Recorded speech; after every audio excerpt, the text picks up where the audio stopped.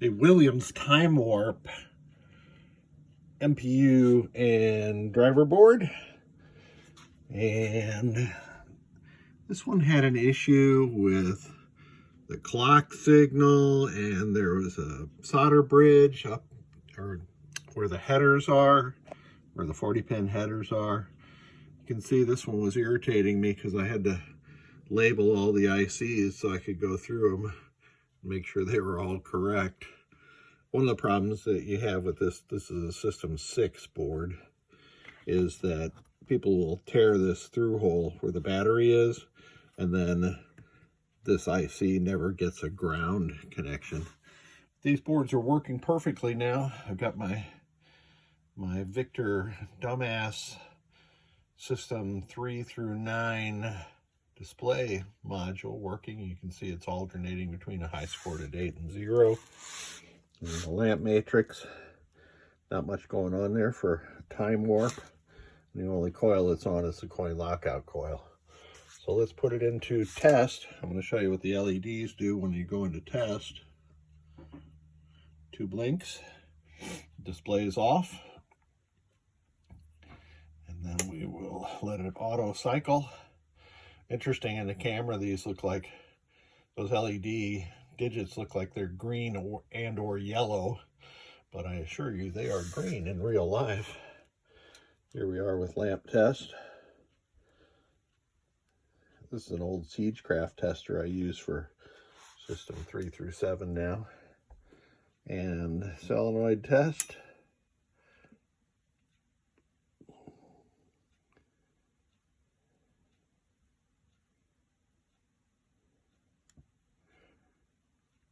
"13. The coin lockout one will go off and stay off.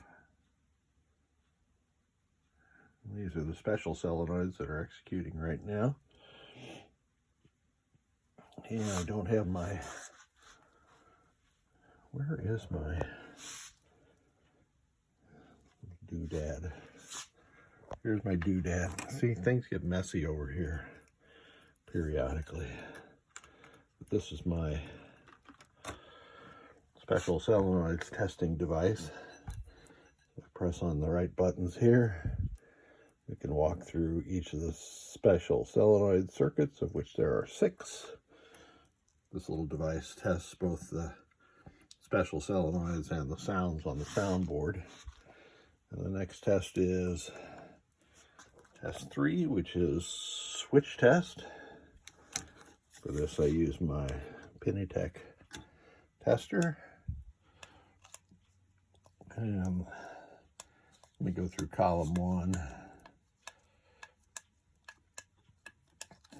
Excellent. And row 1, at some point, the switches will fail to be reported. Let's see what the last switch is on Time Warp. Looks like it's 44. And that jives with what I had figured out earlier.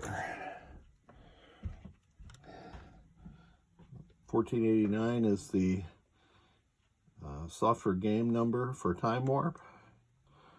I'll just cycle through all these. And in this vintage game, it doesn't reboot. I can reboot it. Or boot it back into audits. I'm not going to install NVRAM on this one because 5101 NVRAM has gotten to be so expensive. This board, I did change all the headers on the MPU. I left the headers on the driver board alone because this client is capable of doing that himself, as he's demonstrated by installing the FET mod in the lamp matrix. So thanks for sending it, John. I much appreciate it.